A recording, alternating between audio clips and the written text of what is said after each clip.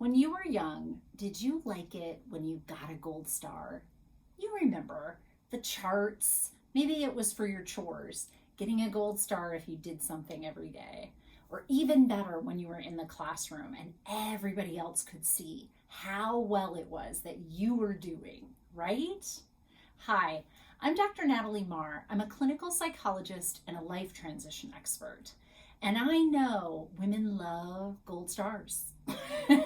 Women in midlife, especially, are looking for the things that we can be doing that make us feel good about ourselves, right? And at Learn to Love Your Story, what I am trying to help women to see is where some of these ways that we've gotten that need met of taking care of other people, or getting the gold star for doing well at work, or getting a gold star for having a pretty house, that some of these things are actually working against us and not for us. Why do I want to show people that, right? Like, it feels like I'm taking away a gold star. I'm not trying to, though. What I'm trying to help you understand is what really makes you feel good about yourself, what really gets you in touch and learning to love your whole story, your whole life. The good, the not good, the hard stuff, the easy stuff, the joy, the pain. I want to help you understand that you can love all of that at the same time. And I do this with scientifically based tools that I've been using with clients across the couch for me for almost 16 years now. Now, with perfectionism, this is an interesting thing. We get into this idea that we're getting the gold star and the gold star makes us feel good. And so we don't really see perfectionism as a problem. We don't see striving to be perfect as an issue until it becomes an issue, until it is that it's really just wearing on us because we spend all our time trying to get there and, of course, not getting there. And that makes us feel awful. So instead of getting the gold star, we just feel like we're never on top of all the things in our life.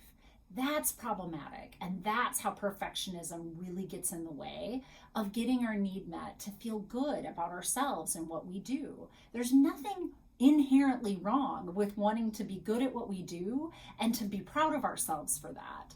What happens with perfectionism is that we keep striving to get that by getting to this good enough, perfect ideal that we've created for ourselves, or that society or family or work has created for us.